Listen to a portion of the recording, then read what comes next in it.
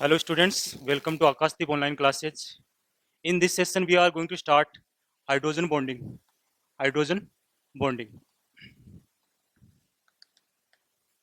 Students class 11th chemistry में chemical bonding जो chapter है उसमें एक पार्ट है हाइड्रोजन बॉन्डिंग जो according to exam point of view बहुत ज़्यादा इंपॉर्टेंट है।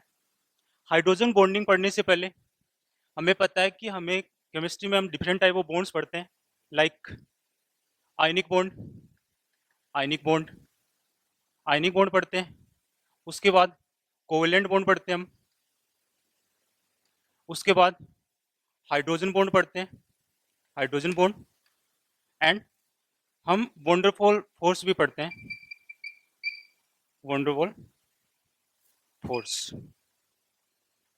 इसी के साथ हम कोवेलेंट बॉन्ड का एक सब टाइप पढ़ते हैं, कोऑर्डिनेट बॉन्ड।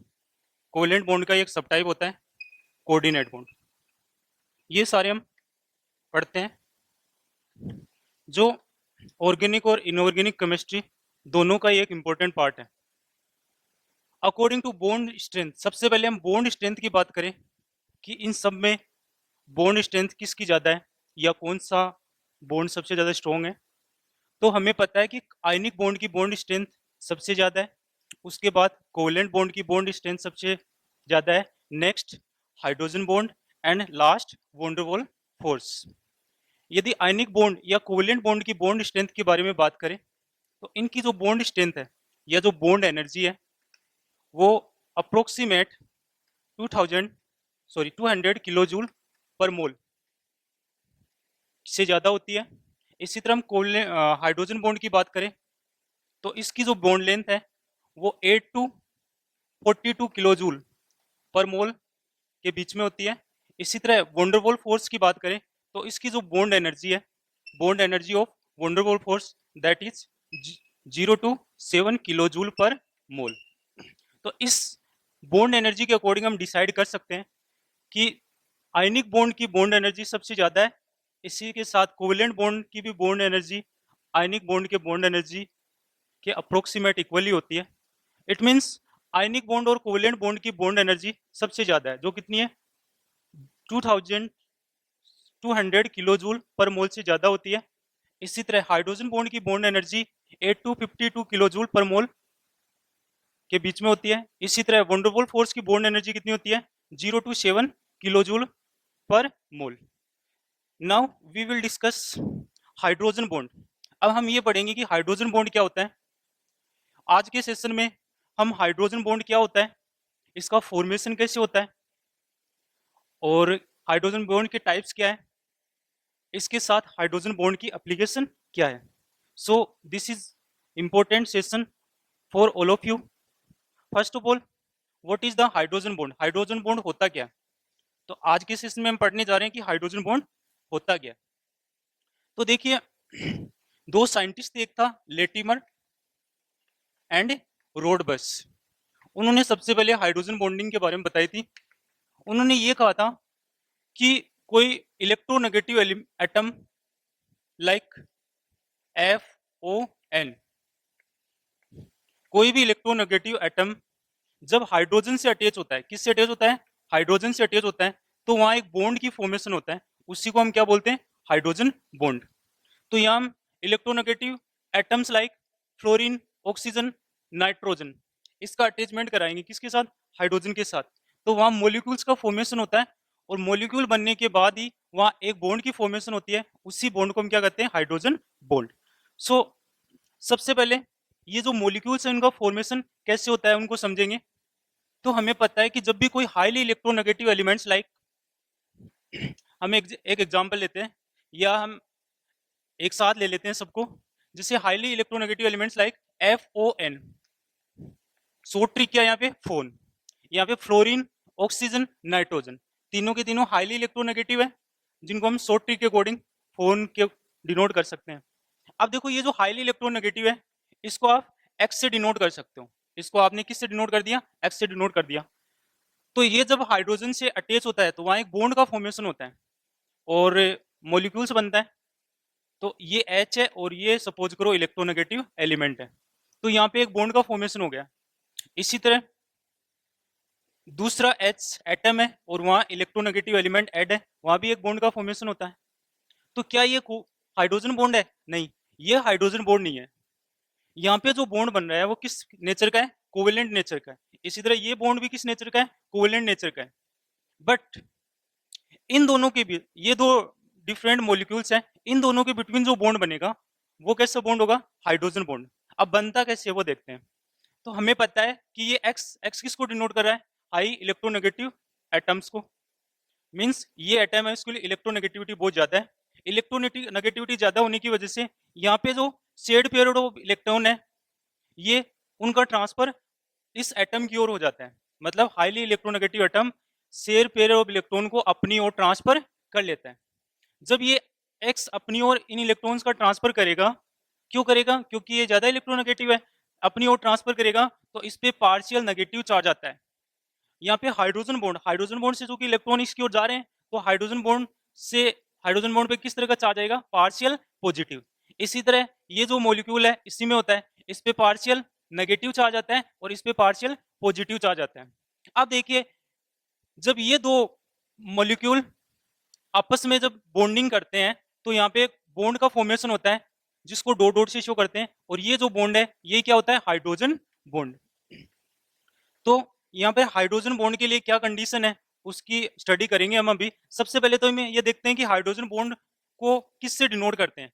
जैसे कोवेलेंट बॉन्ड जब भी बनता है तो कोवेलेंट बॉन्ड को एक सॉलिड लाइन से डिनोट किया जाता है। जैसे एच के बिटवीन एक बॉन्ड बन रहा है और उसी बॉन्ड को हम क्या बोलते हैं? Covalent bond. और इसको किससे डिनोट करते हैं? एक सॉलिड लाइन से। इसी तरह यहाँ पर भी एक बॉन्ड बन रहा है, उसको किससे डिनोट करते हैं? सॉलिड लाइन से। बट ये जो बॉन्ड बन रहा है इसको डॉटेड लाइन से शो करते हैं और उसी बॉन्ड को हम क्या बोलते हैं? Hydrogen bond. तो हाइड्रोजन बॉन्ड को हमेशा डॉटेड लाइन से शो किया जाता है। Now we will take some examples. इस एग्जांपल्स लेने से पहले कौन सी कंडीशन है जो हाइड्रोजन बॉन्ड को फॉर्म करती है, या हाइड्रोजन बॉन्ड बनाने के लिए क्या क्या कंडीशन चाहिए?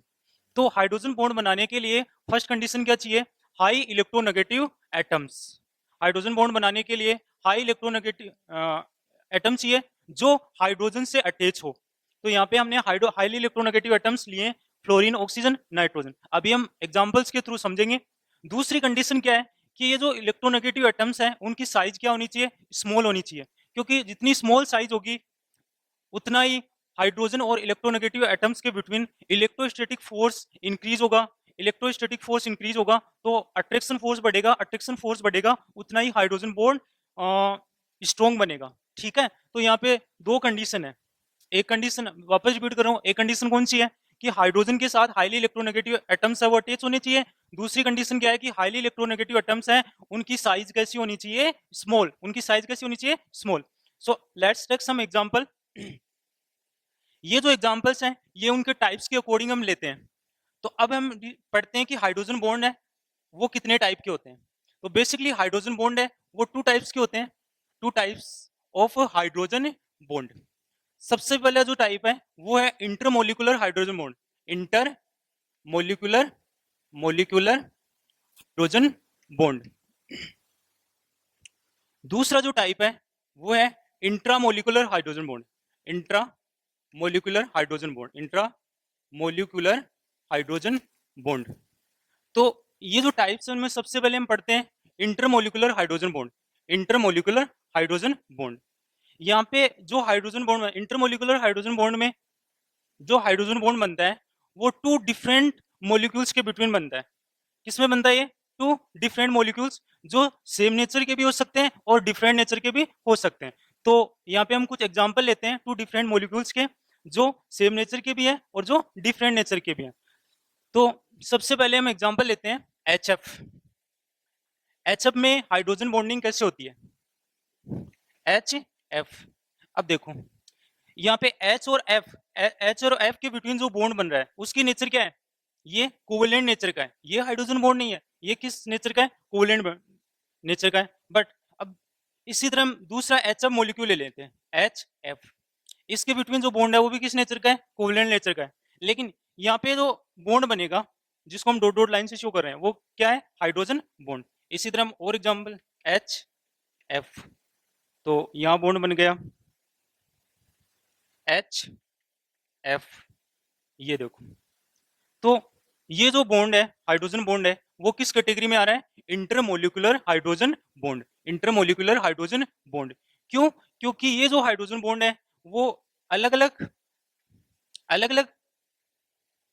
मॉलिक्यूल्स के बिटवीन बन रहा है, और ये जो अलग अलग मॉलिक्यूल्स है उनकी नेचर क्या है? सेम नेचर है।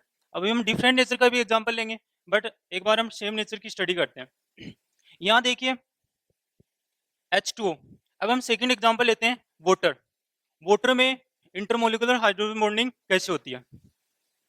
So let's take the second example of hydrogen bond is water. HOH HOH। अब देखिए ये वाटर मॉलिक्यूल है, इसी तरह ये वाटर मॉलिक्यूल है। यहाँ पे ये oxygen molecule, sorry oxygen atom और हाइड्रोजन एटम, इनके बिटवीन एक बॉन्डिंग होगी जो हाइड्रोजन बॉन्ड है। इसी तरह ये हाइड्रोजन बॉन्ड और ये हाइड्रोजन बॉन्ड है, इसके बिटवीन भी एक बॉन्डिंग होगी जो किस नेचर की होगी? Hydrogen bond H। तो यहाँ पे H। ये जो बॉन्डिंग हो रही है वो बेसिकली कौन सी बॉन्डिंग है? Hydrogen bond. इसी तरह हम अनदर दूसरा एग्जांपल ले सकते हैं, अमोनिया का एग्जांपल ले सकते हो। अमोनिया भी इंटरमोलिकुलर हाइड्रोजन बॉन्ड को शो करती है, तो वो भी एक एग्जांपल के अकॉर्डिंग एक इंपॉर्टेंट एलिमेंट है, इंपॉर्टेंट कंपाउंड है अमोनिया। अमोनिया की जब हम बात करते हैं NH NH3, इसी तरह NH। तो देखो यहाँ पे ये बॉन्ड बन रहा है, ये डॉटेड डॉटेड बॉन्ड बन रहा है, वो कैसा बॉन्ड होगा? Hydrogen bond NH। तो यहाँ पर भी एक डॉटेड डॉटेड बॉन्ड बन रहा है, वो किस तरह का बॉन्ड होगा? Hydrogen bond. तो अमोनिया में आप देख सकते हो कि ये डॉटेड लाइन है, वहां पे जो बॉन्ड फॉर्मेशन हो रही है वो किस तरह का बॉन्ड है? Hydrogen bond. क्यों इस बॉन्ड का फॉर्मेशन क्यों होता है? क्योंकि हमें पता है कि यहाँ पे नाइट्रोजन जो एटम है वो हाईली इलेक्ट्रोनेगेटिव होता है। हाईली इलेक्ट्रोनेगेटिव होने की वजह से ये हाइड्रोजन के इलेक्ट्रॉन को अपनी ओर अट्रैक्ट करेगा। हाइड्रोजन के इलेक्ट्रॉन को अपनी ओर अट्रैक्ट करेगा तो हाइड्रोजन पे पार्शियल पॉजिटिव चार्ज आएगा और नाइट्रोजन एटम पे पार्शियल नेगेटिव चार्ज आ जाएगा। ठीक है, तो पार्शियल पॉजिटिव नेगेटिव मीन्स यहाँ पे डाइपोल डेवलप हो जाते हैं। ठीक है, और इसी तरह इस पे पार्शियल पॉजिटिव चार्ज होता है और इस पे पार्शियल नेगेटिव चार्ज होता है। Partial positive partial positive partial positive. अब देखिए ये जो नेगेटिव है इस पॉजिटिव को अपनी ओर अट्रैक्ट करेगा, और ये जो अट्रैक्शन फोर्स है इसी से एक बॉन्ड की फॉर्मेशन होती है, उसी को हम क्या बोलते हैं? Hydrogen bond. ठीक है, आई थिंक आप लोगों को समझ में आ गया होगा। अब हम इंट्रामोलिकुलर जो हाइड्रोजन बॉन्ड है उसकी स्टडी करते हैं कि इंट्रामोलिकुलर हाइड्रोजन बॉन्ड का फॉर्मेशन कैसे होता है। So now we will take intramolecular intramolecular hydrogen bonding. Intramolecular hydrogen bonding. Intramolecular hydrogen bonding में क्या होती है कि हाइड्रोजन बॉन्ड बनते कहाँ हैं? एक ही मॉलिक्यूल में बनते हैं, एक ही मॉलिक्यूल में हाइड्रोजन बॉन्ड की फॉर्मेशन होती है। तो ऐसी फॉर्मेशन को हम क्या बोल सकते हैं? Intramolecular hydrogen bonding. Let's take an example here, जैसे फिनोल। फिनोल पे जब हम नाइट्रो ग्रुप ऐड करते हैं तो क्या बनता है? नाइट्रोफिनोल। और नाइट्रोफिनोल की स्ट्रक्चर क्या होती है? जैसे ये फिनोल है और ये यहाँ पे फिनोल है, और इस पे नाइट्रो ग्रुप ऐड करेंगे तो क्या बनेगा? ये नाइट्रोफिनोल। सबसे पहले फिनोल की जो ऑर्थो पोजीशन है उस पे हम नाइट्रो ग्रुप को ऐड करते हैं। हमें पता है ये जब OH ग्रुप यहाँ जुड़ा हुआ है तो ये कौन सी पोजीशन हो गई? ऑर्थो। और ये कौन सी पोजीशन हो गई? मेटा। ये कौन सी पोजीशन हो गई? पेरा। इसी तरह ये ऑर्थो, ये मेटा पोजीशन है और ये पेरा पोजीशन। तो सबसे पहले हम नाइट्रो को ऑर्थो पोजीशन पे ऐड करेंगे, उसके बाद पेरा पोजीशन पे ऐड करते हैं। तो सबसे पहले जब हम इसको ऑर्थो पोजीशन पे ऐड करते हैं तो क्या होता है? देखो ये nitro and double bond O। ठीक है, तो यहाँ पे ये नाइट्रोफिनोल बन गया। क्या बन गया? नाइट्रोफिनोल। ऑर्थो नाइट्रोफिनोल बन गया ये, ऑर्थो नाइट्रोफिनोल। इसी तरह हम पेरा नाइट्रोफिनोल भी बनाते हैं, जहाँ पे नाइट्रो है वो पेरा पोजीशन पे ऐड होगा। ये फिनोल हो गया और ये नाइट्रो ग्रुप ऐड हो गया, यहाँ पे ये नाइट्रो ग्रुप ऐड हो गया। इसी तरह ये दूसरा फिनोल का मॉलिक्यूल है, ये दूसरा, इसी तरह थोड़ा साइड में बना देते हैं इसको। यहाँ पे ये नाइट्रो ग्रुप ऐड हो गया। इसी तरह दूसरा फिनोल बना देते हैं, नाइट्रोफिनोल बना देते हैं, O H N double bond O O. ठीक है, तो यहाँ पे जो बॉन्डिंग हो रही है वो किस कैटेगरी में आएगी? Hydrogen bonding.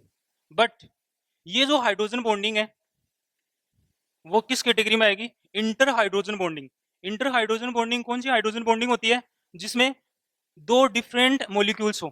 तो यहाँ जो जो डिफरेंट मॉलिक्यूल्स हो उनकी नेचर है वो सेम भी हो सकती है और उनकी नेचर है वो डिफरेंट भी हो सकती है। यहाँ पे दो डिफरेंट मॉलिक्यूल हैं, एक मॉलिक्यूल ये, दूसरा मॉलिक्यूल ये। इनमें देखो इनकी नेचर हालांकि सेम है बट मॉलिक्यूल डिफरेंट है। तो ये किस कैटेगरी में आएगा? Inter hydrogen bonding. यहाँ पे ये जो मॉलिक्यूल है ये इंट्रा हाइड्रोजन मॉलिक्यूल है। क्यों? क्योंकि यहाँ पे देखो जो हाइड्रोजन बॉन्डिंग हो रही है वो एक ही, ये डॉट डॉट लाइन से यहाँ पे मैं शो कर रहा हूँ। यहाँ पे जो हाइड्रोजन बॉन्डिंग हो रही है वो एक ही मॉलिक्यूल में हो रही है। डॉट डॉट लाइन से इसको शो कर रहा हूँ, जो एक ही, इसको शो कर देता हूँ एच बॉन्डिंग। इसी तरह ये क्या है? H bonding, hydrogen bonding. तो ये किस कैटेगरी में आती है? ये इंट्रा हाइड्रोजन बॉन्डिंग की कैटेगरी में आएगी, क्योंकि एक ही मॉलिक्यूल है और उन्हीं आपस में वो हाइड्रोजन बॉन्डिंग कर रहे हैं, और ये डिफरेंट मॉलिक्यूल है जो हाइड्रोजन बॉन्डिंग कर रहे हैं। तो ये किस कैटेगरी में आएगा? Inter hydrogen bonding. सो अब देखना यहाँ पे एक क्वेश्चन बनता है कि इन दोनों में ये क्या है? मेट ऑर्थो मेटा पेरा नाइट्रोफिनोल। ये क्या है? पेरा नाइट्रोफिनोल। यहाँ पे एक क्वेश्चन बनता है कि ऑर्थो नाइट्रोफिनोल और पेरा नाइट्रोफिनोल में किसका बॉइलिंग पॉइंट हाई होता है या किसका बॉइलिंग पॉइंट ज्यादा होता है? तो ऑब्वियसली हमें पता है कि जो पेरा नाइट्रोफिनोल है उसमें बॉइलिंग पॉइंट ज्यादा होगा। क्यों? क्योंकि पेरा नाइट्रोफिनोल में ये जो एच बॉन्डिंग बन रही है वो ज्यादा स्टेबल है। ये एच बॉन्डिंग ज्यादा स्टेबल होने की वजह से इस बॉन्ड को तोड़ने के लिए ज्यादा एनर्जी की जरूरत पड़ेगी। तो जब ज्यादा एनर्जी की जरूरत पड़ेगी तो ये बॉन्ड है इसका बॉइलिंग पॉइंट भी ज्यादा होगा। तो पेरा नाइट्रोफिनोल का बॉइलिंग पॉइंट ज्यादा होता है। ऑर्थो नाइट्रोफिनोल में आप देखते हो कि ऑर्थो नाइट्रोफिनोल में जो हाइड्रोजन बॉन्ड बन रहा है वो अपने ही एटम्स के बीच में बन रहा है। अपने एटम्स के बीच में बनने की वजह से इनकी बॉइलिंग पॉइंट क्या होती है? कम होती है। यहाँ पे हमने एक चीज छोड़ दी थी, जो इंटरमोलिकुलर हाइड्रोजन बॉन्डिंग लिया था उसमें हमने सेम नेचर की हाइड्रोजन बॉन्डिंग तो देख ली थी, but different nature of hydrogen bonding हमने नहीं देखी थी कि दो डिफरेंट मॉलिक्यूल्स के बीच में हाइड्रोजन बॉन्ड तो बन रहा है लेकिन उनकी नेचर कैसी होगी? डिफरेंट होगी। तो let's take an example here, water and alcohol. ये क्या है? एल्कोहल है। इसी तरह ये क्या है? वाटर। इसी तरह ये वापस एल्कोहल आ गया, एच। यहाँ देखो ये जो बॉन्डिंग बन रही है वो किस कैटेगरी में आएगी? Intermolecular hydrogen bonding. यहाँ पे हाइड्रोजन बॉन्डिंग बन रही है, ठीक है, लेकिन ये जो मॉलिक्यूल्स है इनकी नेचर कैसी है? मॉलिक्यूल्स की नेचर कैसी है? डिफरेंट। यहाँ पे मॉलिक्यूल्स की नेचर डिफरेंट है, ठीक है। अब हम पढ़ते हैं एप्लीकेशन ऑफ हाइड्रोजन बॉन्डिंग, कि हाइड्रोजन बॉन्डिंग है उसके यूजेज क्या है। हाइड्रोजन बॉन्डिंग की जो एप्लीकेशन है वो भी according to exam point of view बहुत ज्यादा इंपॉर्टेंट है। So application of H bonding, ठीक है। तो सबसे पहले हम एप्लीकेशन पढ़ते हैं, formation of dimerization. Formation of dimerization या डाइमराइजेशन, फॉर्मेशन ऑफ डाइमराइजेशन या फिर फॉर्मेशन ऑफ डाइमर। हम डाइमर भी लिख सकते हैं, formation of dimer. Dimer means two atoms का एक साथ कंबाइंड होना, ठीक है। तो डाइमर की फॉर्मेशन के लिए हम एग्जांपल ले सकते हैं कार्बोक्सिलिक एसिड्स के। उनमें सबसे पहले हम एग्जांपल ले सकते हो आप फॉर्मिक एसिड के। तो जब भी आप फॉर्मिक एसिड की स्ट्रक्चर देखते हो तो कैसी होती है? H C double bond O H. इसी तरह अब देखो ये जो फॉर्मिक एसिड है वो सिंगल फॉर्म में नहीं होता, ये किस फॉर्म में होता है? डबल फॉर्म में होता है। और डबल फॉर्म जब भी बनती है तो इनके बिटवीन एक बॉन्ड बनता है, उसी बॉन्ड को हम क्या बोलते हैं? Hydrogen bond. बनता कैसे है? देखो ये H H double bond O O H, ठीक है। तो यहाँ पे देखो इसको एक बार रिवाइज वापस लेते हैं स्ट्रक्चर को, कि डाइमर जब भी बनता है तो होता क्या है। तो आप ले सकते हो फॉर्मिक एसिड क्या क्या होता है, HCHO। इसकी स्ट्रक्चर कैसी होती है, HC डबल बॉन्ड OH। इसी तरह दूसरे फॉर्मिक एसिड की स्ट्रक्चर क्या होगी, H डबल बॉन्ड O। तो देखो यहाँ पे जो बॉन्ड का फॉर्मेशन होता है, ये जो बॉन्ड बन रहा है वो किस तरह का बॉन्ड है, हाइड्रोजन बॉन्ड। इस बॉन्ड को क्या बोलते हैं, H बॉन्ड। इसी तरह आप एसिटिक एसिड में देख सकते हो, CH3 C double bond OH, CH3 C double bond OH। तो यहाँ पर भी ये बॉन्ड का फॉर्मेशन होता है। इसी बॉन्ड को हम क्या बोलते हैं, हाइड्रोजन बॉन्ड। ये बॉन्ड भी किस तरह का बॉन्ड है, हाइड्रोजन बॉन्ड। यहाँ पे क्वेश्चन बनता है कि जब भी हम फॉर्मिक एसिड और एसिटिक एसिड का मोलिकुलर वेट देखते हैं तो इसका जनरल मोलिकुलर वेट कितना होता है, 46, और एसिटिक एसिड का मोलिकुलर वेट कितना होता है, 60। बट उनको वेपर डेंसिटी मेथड से इसका जब मोलिकुलर वेट चेक करते हैं तो फॉर्मिक एसिड का मोलिकुलर वेट हमें कितना मिलता है, 92, और एसिटिक एसिड का मोलिकुलर वेट कितना मिलता है, 120। ऐसा क्यों, तो ऐसा इसलिए क्योंकि यहाँ पे हाइड्रोजन बॉन्ड के कारण डाइमर की फॉर्मेशन हो जाती है और इसी डाइमर की वजह से इनका मोलिकुलर वेट बढ़ जाता है। चलो अब हम दूसरी एप्लीकेशन की बात करते हैं। जब भी हम दूसरी एप्लीकेशन की बात करते हैं तो वो भी एक बहुत ज्यादा इंपॉर्टेंट है आपके एग्जाम पॉइंट ऑफ व्यू से। जैसे दूसरी एप्लीकेशन की बात करते हैं,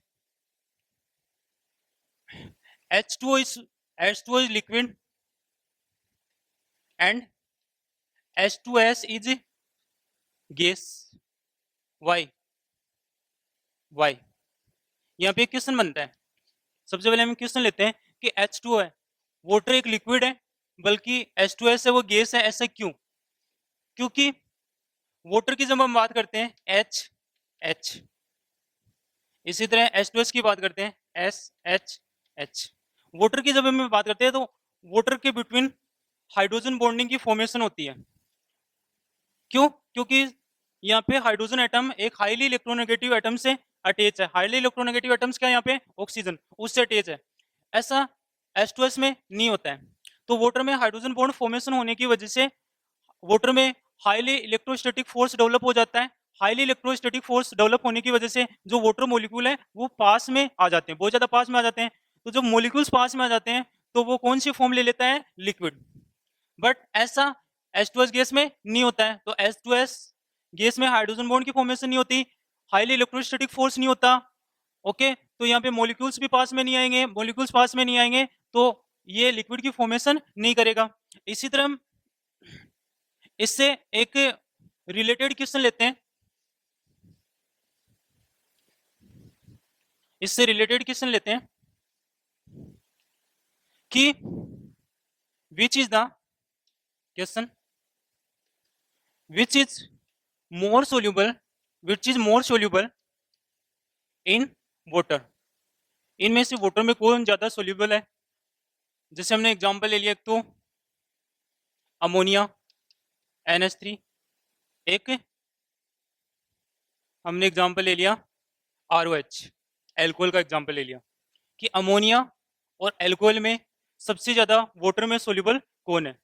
तो अमोनिया और एल्कोहल में सबसे ज्यादा वाटर सोल्यूबिलिटी किसकी होगी, जिनमें हाइड्रोजन बॉन्डिंग बनाने की कैपेसिटी ज्यादा होगी। तो हमें पता है कि अमोनिया में हाईली इलेक्ट्रोनेगेटिव एटम कौन है, नाइट्रोजन, और एल्कोहल में हाईली इलेक्ट्रोनेगेटिव एटम कौन है, ऑक्सीजन है। जब हम नाइट्रोजन और ऑक्सीजन का कंपैरिजन करते हैं तो हमें पता है कि नाइट्रोजन की इलेक्ट्रोनेगेटिविटी ऑक्सीजन से कम होती है, नाइट्रोजन की इलेक्ट्रोनेगेटिविटी ऑक्सीजन से कम होती है। इलेक्ट्रोनेगेटिविटी ऑक्सीजन की कम होने की वजह से नाइट्रोजन इतने अच्छे से हाइड्रोजन बॉन्ड नहीं बना पाएगा जितना ऑक्सीजन बना पाएगा। तो यहाँ पे ROH है या एल्कोहल है वो मोर वाटर सोल्यूबल है देन द अमोनिया। ठीक है बच्चों, अब हम आगे बात करते हैं।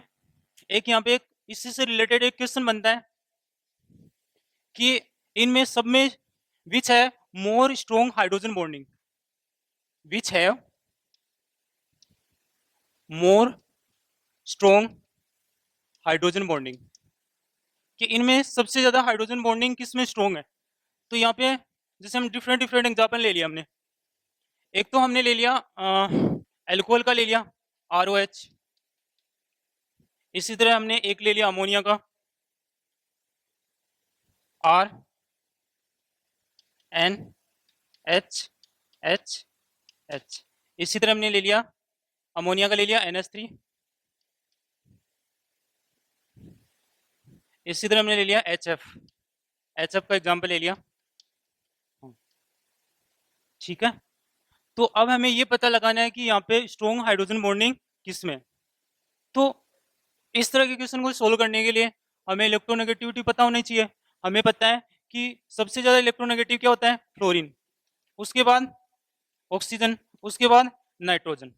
जब हम नाइट्रोजन की इलेक्ट्रोनेगेटिविटी की बात करें तो इसकी इलेक्ट्रोनेगेटिविटी कितनी होती है, 3, और ऑक्सीजन की इलेक्ट्रोनेगेटिविटी कितनी होती है, 3.5, फ्लोरीन की कितनी होती है, 4।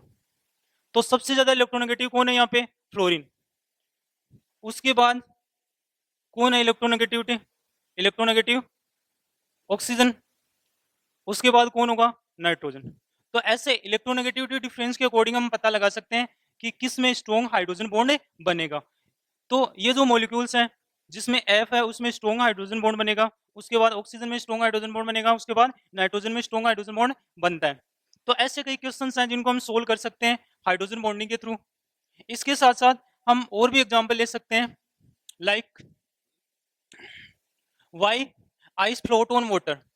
जैसे हम बोल सकते हैं, क्वेश्चन है why ice float on water, कि आइस है वो पानी में या पानी पे क्यों तैरती है। ठीक है, this is also very interesting question यार, why ice float on the water. तो ये जो क्वेश्चन है उसको हम फिजिक्स और केमिस्ट्री दोनों के टर्म में देखते हैं। सबसे पहले हम फिजिक्स के अकॉर्डिंग बात करते हैं कि सपोज करो ये कोई कंटेनर है, इसमें ये वाटर फिलअप है और यहाँ पे कोई पीस ऑफ आइस है।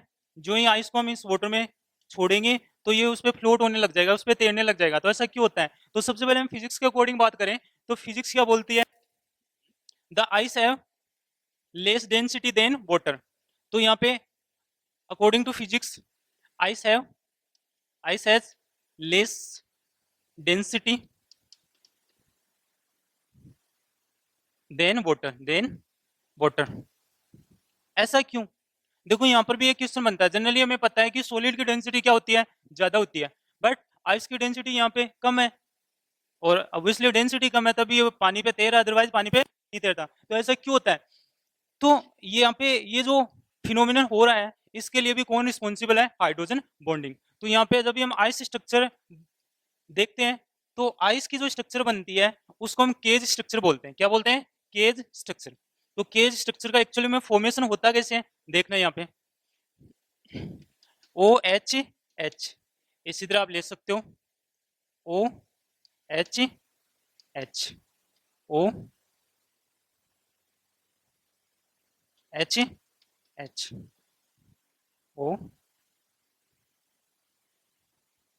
OH, ठीक है, OH, ठीक है। तो अब देखो यहाँ जो फॉर्मेशन हो रही है वो किस तरह का बॉन्ड बन रहा है, हाइड्रोजन बॉन्ड। ठीक है, तो यहाँ पे ये हाइड्रोजन बॉन्ड की फॉर्मेशन हो रही है।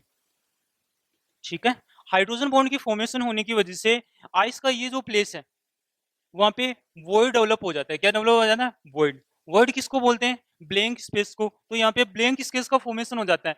ब्लैंक स्पेस का फॉर्मेशन होने की वजह से इसमें एयर फिलअप हो जाती है। क्या फिलअप हो जाती है यहाँ पे, एयर। एयर फिलअप होने की वजह से ये वेट में क्या हो जाएगी, हल्की हो जाएगी। वेट में हल्की होने की वजह से इनकी डेंसिटी भी क्या हो जाएगी, कम। ठीक है, मास यहाँ कम हो जाएगा, मास कम हो जाएगा तो डेंसिटी भी क्या हो जाएगी, कम हो जाएगी।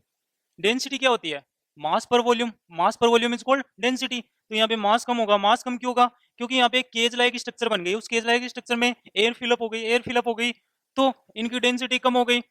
ओके, सो अब हम बात करते हैं कि क्या वाटर में हाइड्रोजन बॉन्डिंग नहीं होती। ऑब्वियसली वाटर में भी हाइड्रोजन बॉन्डिंग होती है, लेकिन वाटर में हाइड्रोजन बॉन्डिंग है वो अलग टाइप की होती है, उनको हम पढ़ते हैं। सबसे पहले हम इसकी बात करते हैं कि जब भी हम किसी आइस को टेम्परेचर देते हैं या फिर हीट देते हैं तो इसमें क्या चेंजेस आते हैं, क्या बदलाव आते हैं, या जब भी हम इस आइस को हम टेम्परेचर देंगे तो इसकी डेंसिटी में किस तरह के चेंजेस आएंगे। तो सबसे पहले जब भी हम इसको टेम्परेचर देंगे, सपोज करो ये आइस है वो कितने डिग्री सेंटीग्रेड है, 0 डिग्री सेंटीग्रेड पे अभी। अब जब इसको टेम्परेचर दिया जाता है तो ये 0 डिग्री सेंटीग्रेड से कितना डिग्री सेंटीग्रेड आ गया, सपोज करो 4 डिग्री सेंटीग्रेड।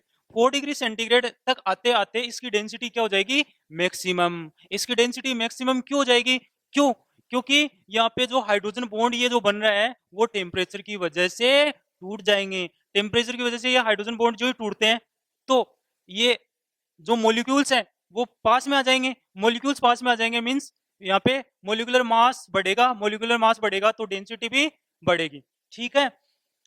बट यहाँ पर भी एक कंडीशन अप्लाई होती है। हाँ, सबसे पहले तो ये बात बता देता हूँ कि 4 डिग्री तक आते आते हाइड्रोजन बॉन्ड टूट तो जाते हैं बट सारे हाइड्रोजन बॉन्ड नहीं टूटते हैं। अब सपोज करो आपने और ज्यादा हीट किया, 4 डिग्री सेंटीग्रेड से ज्यादा हीट किया, तो 4 डिग्री सेंटीग्रेड से ज्यादा हीट करोगे तो और हाइड्रोजन बॉन्ड टूटेंगे, और हाइड्रोजन बॉन्ड टूटेंगे।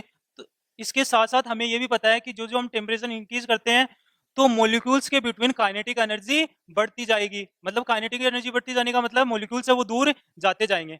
अब जो जो मॉलिक्यूल दूर जाते जाएंगे तो इनकी डेंसिटी क्या हो जाएगी, कम। तो देखो 4 डिग्री सेंटीग्रेड पे डेंसिटी क्या होती है, 4 डिग्री सेंटीग्रेड पे डेंसिटी क्या होती है, maximum. But above 4 degree centigrade, above above 4 degree centigrade यहाँ पे डेंसिटी क्या होगी, अबव 4 डिग्री सेंटीग्रेड डेंसिटी क्या हो जाएगी, फिर वापस मिनिमम हो जाएगी। क्यों, क्योंकि ये मॉलिक्यूल्स है वो दूर दूर चली जाएंगे।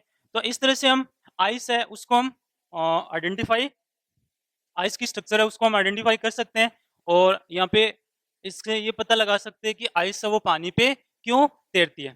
अब देखो एक आपका और क्वेश्चन बनता है इसी हाइड्रोजन बॉन्डिंग से रिलेटेड। वो किस तरह का क्वेश्चन है, देखो ये क्वेश्चन भी according to competitive exam point of view से इंपॉर्टेंट है। तो हम बोल सकते हैं क्वेश्चन है how many hydrogen bond form by one water molecule कि एक वाटर मोलिक्यूल से कितने हाइड्रोजन बॉन्ड फॉर्म होते हैं। ये भी एक यहाँ पे एक अच्छा क्वेश्चन बनता है यहाँ पे कि एक वाटर मोलिक्यूल है वो कितने एच बॉन्ड या हाइड्रोजन बॉन्ड बनाता है। तो हम बात करते हैं, देखो हाँ इसका आंसर कितना होगा, इसका आंसर क्या होगा, आंसर मैं पहले बता देता हूँ फिर स्ट्रक्चर शो करूंगा। इसका आंसर क्या होगा 4। देखो कैसे होता है, यहाँ पे ये वाटर मॉलिक्यूल है, ठीक है। इस वाटर मॉलिक्यूल से जो ऑक्सीजन एटम है इससे 2 हाइड्रोजन बॉन्ड बनते हैं। एक हाइड्रोजन बॉन्ड ये बनेगा यहाँ पे, ठीक है, एक हाइड्रोजन बॉन्ड ये बन गया। इसी तरह दूसरा हाइड्रोजन बॉन्ड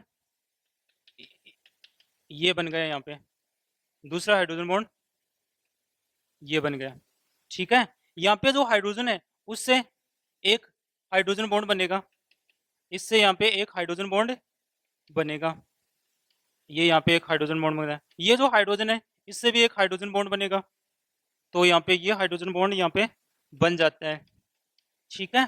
अब देखो ये जो वाटर मॉलिक्यूल है, ये जो वाटर मॉलिक्यूल आप देख रहे हो ये कितने वाटर मॉलिक्यूल से अटैच है या कितने वाटर मॉलिक्यूल ने इसको घेर रखा है। तो हमें पता है कि ये फर्स्ट, ये सेकंड, ये थर्ड एंड ये फोर्थ। तो इससे हम ये पता लगा सकते हैं कि एक वाटर मॉलिक्यूल 4 वाटर मॉलिक्यूल से हाइड्रोजन बॉन्ड बनाए रखता है। तो यहाँ पे ये भी एक इंपॉर्टेंट क्वेश्चन यहाँ पे बनता है। अब हमें पता है कि हाइड्रोजन बॉन्डिंग के लिए हाईली इलेक्ट्रोनेगेटिव एलिमेंट्स ये लाइक फ्लोरीन, ऑक्सीजन, नाइट्रोजन। अब क्या इनके अलावा भी कोई ऐसे एटम है जो हाइड्रोजन बॉन्ड फॉर्म करने में केपेबल है, तो ऑब्वियसली है। ये जो फ्लोरीन, ऑक्सीजन, नाइट्रोजन है ये जनरली हम इनऑर्गेनिक केमिस्ट्री में पढ़ते हैं, बट ऑर्गेनिक केमिस्ट्री में भी ऐसे कुछ एटम्स जिनको हम पढ़ते हैं वो हाइड्रोजन बॉन्ड फॉर्मेशन करने में केपेबल है। तो वो कौन से एटम्स हैं उनकी स्टडी करते हैं हम। वो एटम्स जो आपके लिए बहुत ज्यादा यूटिलाइज है, बहुत ज्यादा यूजफुल है, वो जो एटम्स हैं उनकी हम बात करते हैं chlorine and carbon. Chlorine and carbon ऐसे एटम्स हैं जिनमें हाइड्रोजन बॉन्ड की फॉर्मेशन होती है। लेट्स टेक एन एग्जांपल, इसके लिए हम एग्जांपल ले सकते हैं। तो इसके लिए हम एग्जांपल लेने के लिए आप क्या कर सकते हो कि एक तो ले सकते हो एसीटोन, एक तो क्या ले सकते हो एसीटोन। एसीटोन क्या होता है, CH3C डबल बॉन्ड OCH3। इस एसीटोन की बॉन्डिंग किसके साथ करवा सकते हो आप, क्लोरोफॉर्म के साथ। ये क्या है एसीटोन, ये क्या है एसीटोन। एसीटोन की बॉन्डिंग आप किसके साथ करवा सकते हो, क्लोरोफॉर्म। क्लोरोफॉर्म क्या होता है CH स्ट्रक्चर क्या होती है क्लोरोफॉर्म की, CHCl एंड Cl। तो इसको मैं थोड़ा सा नजदीक ले आता हूं ताकि इनमें हम हाइड्रोजन बॉन्ड की फॉर्मेशन कर सकें। तो यहां देखो C double bond O CH3 यहाँ पे किसकी फॉर्मेशन हो गई, C double bond O CH3 यहाँ पे किसकी फॉर्मेशन हो गई एसीटोन। और ये क्या है आपका क्लोरोफॉर्म। अब देखो क्या होता है, यहाँ पे ये क्लोरीन है वो हाईली इलेक्ट्रोनेगेटिव एलिमेंट है। हाईली इलेक्ट्रोनेगेटिव एलिमेंट होने की वजह से ये इलेक्ट्रॉन पेयर को अपनी ओर अट्रैक्ट करेगा। इलेक्ट्रॉन पेयर को जब क्लोरीन अपनी ओर अट्रैक्ट करता है तो कार्बन इस क्लोरीन पे पार्शियल नेगेटिव चार्ज आ जाएगा और कार्बन पे पार्शियल पॉजिटिव चार्ज आ जाएगा। कार्बन पे पार्शियल पॉजिटिव चार्ज आने का मतलब कि कार्बन के पास इलेक्ट्रॉन्स की कमी हो गई। कार्बन के पास इलेक्ट्रॉन्स की कमी हो गई तो कार्बन क्या कर देगा, कार्बन हाइड्रोजन से इलेक्ट्रॉन खींचेगा। जब ये हाइड्रोजन से इलेक्ट्रॉन अट्रैक्ट करेगा तो हाइड्रोजन पे कैसा चार्ज आ जाएगा, पार्शियल पॉजिटिव। अब एसीटोन में ऑक्सीजन पे कैसा चार्ज होता है, पार्शियल नेगेटिव। ठीक है, तो ये देखो अब यहाँ पे एक बॉन्डिंग होती है, इसी बॉन्डिंग को हम क्या बोलते हैं, हाइड्रोजन बॉन्डिंग। तो ये हाइड्रोजन बॉन्डिंग हम ऑर्गेनिक केमिस्ट्री में भी देख सकते हैं, इस तरह की हाइड्रोजन बॉन्डिंग। तो अभी एक बार मैं वापस रिवाइज करवा रहा हूँ कि हाइड्रोजन बॉन्डिंग ऐसी बॉन्डिंग है जो हाईली इलेक्ट्रोनेगेटिव एटम्स और हाइड्रोजन के बिटवीन बनती है। हाइड्रोजन बॉन्डिंग बनने के लिए हाईली इलेक्ट्रोनेगेटिव एटम चाहिए, like fluorine, oxygen, nitrogen, chlorine, carbon. इसके साथ साथ हाइड्रोजन बॉन्ड भी चाहिए। ठीक है, ये फ्लोरीन, ऑक्सीजन, कार्बन की इलेक्ट्रोनेगेटिविटी हाइड्रोजन से हमेशा ज्यादा होती है, क्योंकि हाइड्रोजन की इलेक्ट्रोनेगेटिविटी कितनी होती है 2.1, जबकि फ्लोरीन की इलेक्ट्रोनेगेटिविटी कितनी होती है 4, एंड ऑक्सीजन की कितनी होती है 3.5, एंड नाइट्रोजन की कितनी होती है 3। ठीक है, तो यहाँ पे हाइड्रोजन बॉन्डिंग बनती है। और यहाँ पे हाइड्रोजन बॉन्डिंग बनने का एक दूसरा रीजन ये भी है कि फ्लोरीन, ऑक्सीजन, नाइट्रोजन के पास लोन पेयर ऑफ इलेक्ट्रॉन होते हैं जो हाइड्रोजन को यूज करने के लिए दे दिए जाते हैं या हाइड्रोजन को डोनेट कर दिए जाते हैं। तो वहां भी एक बॉन्डिंग होती है, एक बॉन्ड का फॉर्मेशन होता है, उसी बॉन्ड को हम क्या बोल सकते हैं, हाइड्रोजन बॉन्डिंग। सो आज की क्लास के लिए स्टूडेंट्स इतना ही। Thank you.